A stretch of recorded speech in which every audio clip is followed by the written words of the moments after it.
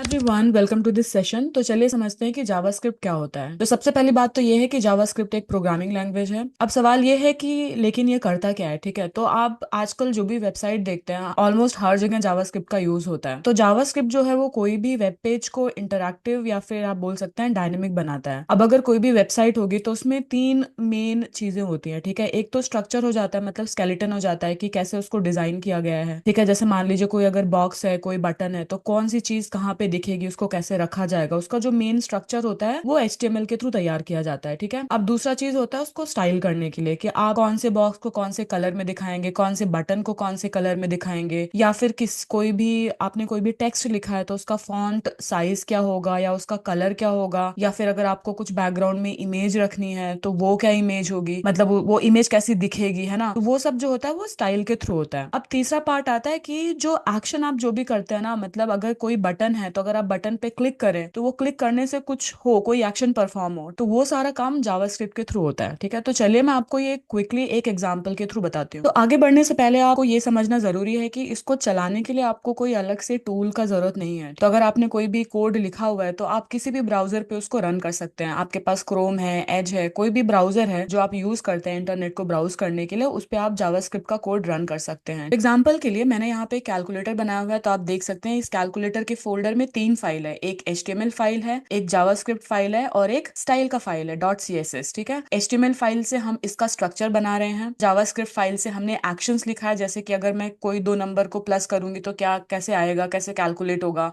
Minus करूंगी तो कैसे कैलकुलेट होगा। बेसिकली जो एक्शन परफॉर्म होना है वो जावास्क्रिप्ट फाइल में है और CSS फाइल में इसका स्टाइलिंग है। अब अगर मान लीजिए मैं इसका CSS का कोड हटा देती हूँ, ठीक है, और इसको आपको रिफ्रेश करके दिखाती हूँ, तो आप देखिए ये कुछ ऐसा दिखेगा बिना स्टाइल के। उसी तरीके से अगर मैंने इसका जावास्क्रिप्ट का कोड हटा दिया तो फिर क्या होगा। अगर मैं ये हटा देती हूँ तो ये क्या होगा, तो ये एक्शन परफॉर्म नहीं करेगा। जैसे कि अगर मैं प्लस करूंगी तो आप देखिए यहाँ पे कुछ भी टाइप नहीं हो रहा है। तो मतलब ये इसका स्ट्रक्चर और स्टाइल तो है लेकिन ये कुछ कर नहीं पा रहा है। ठीक है, तो बेसिकली जावास्क्रिप्ट इसी में हेल्प करता है। अब अगर मैं जावास्क्रिप्ट को वापस से ऐड कर दूं यहाँ पे, ठीक है, तो आप देखिए ये चलेगा फिर। ठीक है, तो ये जावास्क्रिप्ट का मेन काम है, मतलब आपका आपने जो भी बनाया हुआ है प्रोजेक्ट उसको इंटरैक्टिव बनाने के लिए, आपने जो भी वेब पेज डिजाइन किया है, स्टाइल किया है, उसमें इंटरैक्टिविटी ऐड करने के लिए। अब अगर आप बिगिनर हैं तो आपको स्टार्ट करने के लिए कोई भी एडिटर का जरूरत होगा, और यहाँ पे जो मैं एडिटर यूज कर रही हूँ ये VS कोड है।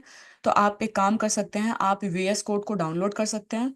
तो यहाँ पे आप लिखेंगे VS कोड डाउनलोड, और ये जो लिंक दिख रहा है आप इस लिंक पे जाएंगे और यहाँ से आप अपने सिस्टम के रिक्वायरमेंट के अकॉर्डिंग आप जो है VS कोड को डाउनलोड कर सकते हैं। तो आपके पास ये एडिटर आ जाएगा। जब आप VS कोड इंस्टॉल करने के बाद, डाउनलोड और इंस्टॉल करने के बाद ओपन करेंगे तो आपको ये कुछ इस तरीके से दिखेगा। तो इसमें आपको सबसे पहले एक फोल्डर बनाना पड़ेगा। तो आप फोल्डर बनाओ और आप फोल्डर का कोई भी लोकेशन रख सकते हो। जब आपका फोल्डर बन जाएगा तब आप जाके अपना प्रोजेक्ट्स बनाना स्टार्ट कर सकते हो। तो जैसे मैं यहाँ पे काम करती हूँ, मैं यहाँ पे एक फोल्डर बना लेती हूँ।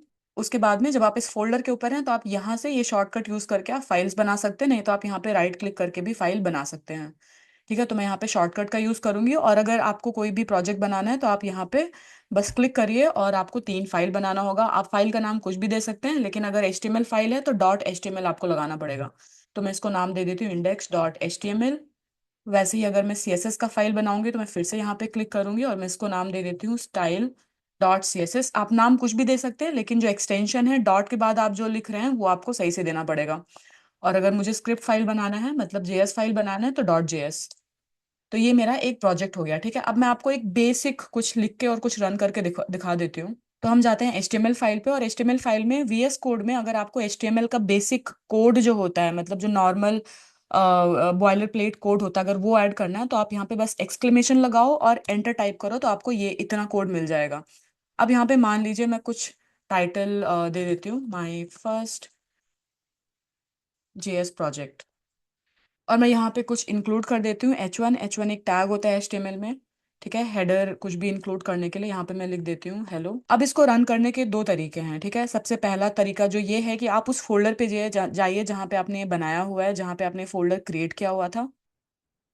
यहाँ पे मेरा फोल्डर है और ये जो इसका जो HTML फाइल है उसको मैं डबल क्लिक करके रन कर सकती हूँ। तो आप देखिए यहाँ पे आपको ये रिजल्ट दिख रहा है, हमने यहाँ पे जो भी लिखा हुआ है। अब इसमें प्रॉब्लम क्या होगा कि आप जितनी बार भी कोई भी चेंजेस करेंगे आपको जाके वो रिफ्रेश करना पड़ेगा और रन करना पड़ेगा। उससे अच्छा ये है कि आप यहाँ पे एक एक्सटेंशन होता है, आप वो डाउनलोड कर सकते हो। तो यहाँ पे आप एक्सटेंशन पे क्लिक करोगे और यहाँ पे आप सर्च करोगे लाइव सर्वर। लाइव सर्वर पे क्लिक करके यहाँ पे मैंने ऑलरेडी इंस्टॉल कर रखा है। अगर आपने इंस्टॉल नहीं किया होगा तो आपको यहाँ पे इंस्टॉल का ऑप्शन दिखेगा और आप वो क्लिक करके इंस्टॉल कर लो। एक बार आप इंस्टॉल कर लोगे तो उसके बाद में क्या होगा कि आप जब भी अपने HTML फाइल पे राइट क्लिक करेंगे तो ओपन विद लाइव सर्वर का आपको ऑप्शन दिखाएगा। अब मैं इसको अगर क्लिक करूंगी तो देखिए ये रन हो रहा है, ठीक है। और जब ये रन हो रहा है दोनों विंडो को एडजस्ट कर सकती हूँ, ठीक है। तो अगर आप यहाँ पे कोई भी चेंज करेंगे हेलो वर्ल्ड और यहाँ पे आप इसको सेव करेंगे तो आप देखिए यहाँ पे आप तुरंत के तुरंत ही रिजल्ट देख सकते हैं, आप जो भी इम्प्लीमेंट कर रहे हैं यहाँ पे। अब दूसरी चीज ये है कि अगर आपने अपने स्टाइल फाइल में कुछ भी लिखा हुआ है या फिर आपने अपने जावास्क्रिप्ट फाइल में कुछ भी लिखा है तो वो सब इसके ऊपर अप्लाई हो उसके लिए आपको इन दोनों फाइल्स को इसके साथ लिंक भी करना पड़ेगा।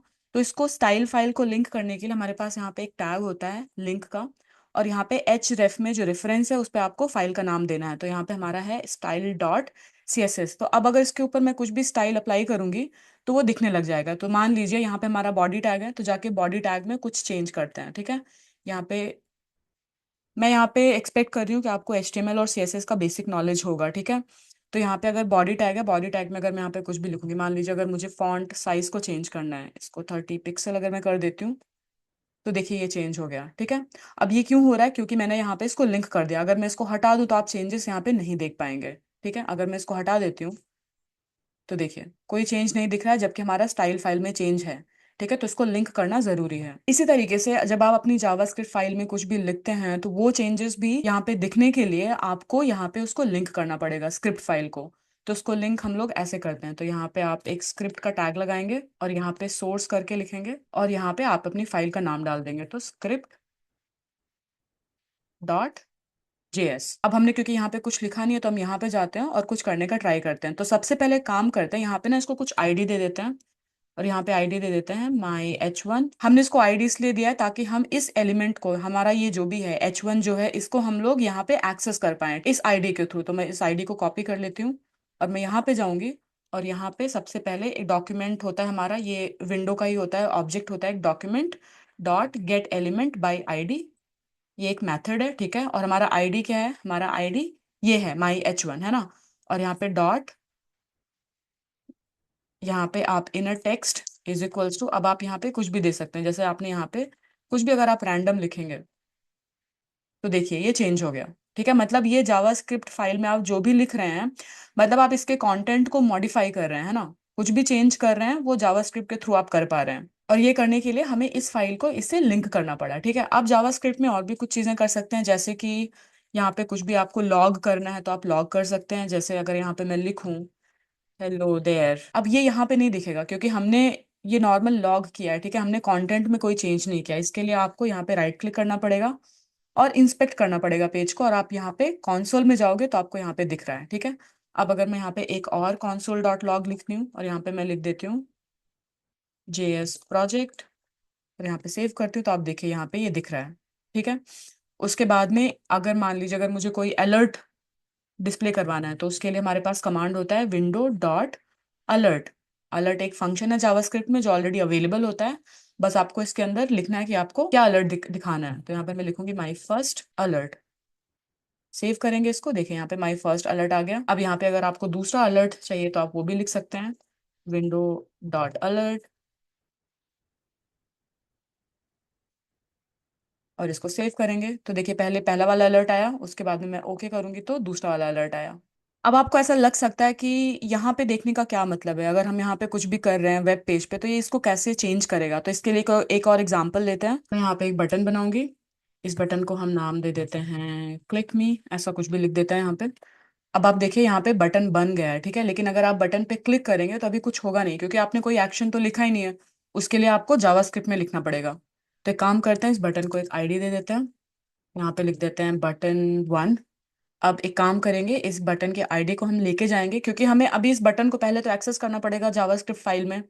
एक बार हमारे जावास्क्रिप्ट फाइल को पता चल गया कि अच्छा तुम्हारे पास ऐसा करके कुछ बटन है तो ही आप उसके ऊपर कुछ कर पाओगे, है ना, कोई भी एक्शन अगर परफॉर्म करना है तो इसको एक्सेस करने के लिए जावास्क्रिप्ट में कुछ ऐसा होता है यहाँ पे document dot gate element by ID, और हमारा आईडी क्या था वहां पे, ये था। और जब इसको यहाँ पे हम कर सकते हैं ऐड इवेंट लिसनर, और जब कौन सा इवेंट, जब इस बटन पे कोई क्लिक करेगा तो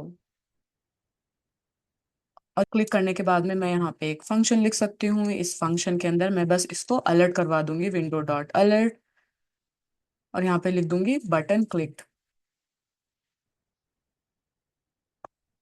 अब आप देखिए यहाँ पे अलर्ट आ चुका है, ठीक है। आप ये सब का टेंशन मत लीजिए, ये सब हम लोग धीरे धीरे सीखेंगे कि क्या कैसे होता है। मैं बस ये दिखाना चाह रही थी कि आपने कुछ भी बनाया है HTML में, ठीक है, लेकिन उसके बाद क्या होगा, कोई भी अगर एक्शन परफॉर्म होगा तो वो कैसे होगा, वो तभी होगा जब आप जावास्क्रिप्ट में कुछ ना कुछ उसका लॉजिक लिखेंगे। तो अभी के लिए आप इतना ध्यान रखिए कि HTML से हम स्ट्रक्चर ऐड करते हैं, CSS से स्टाइल ऐड करते हैं, और जावास्क्रिप्ट के थ्रू हम लोग वेबसाइट पेजेस को, वेब पेजेस को इंटरैक्टिव बनाते हैं। ये पहला चीज हो गया। दूसरा चीज, आप एक VS कोड एडिटर जो है, या फिर अगर आप कोई और एडिटर यूज करना चाहते हैं, मैं VS कोड एडिटर ही रिकमेंड करूंगी। आप उसको डाउनलोड कर लीजिए और आप जितना मैंने बताया है नॉर्मल कंसोल करवा के तो आप देख ही सकते हैं। ठीक, तो अभी के लिए इतना ही। Thank you for watching.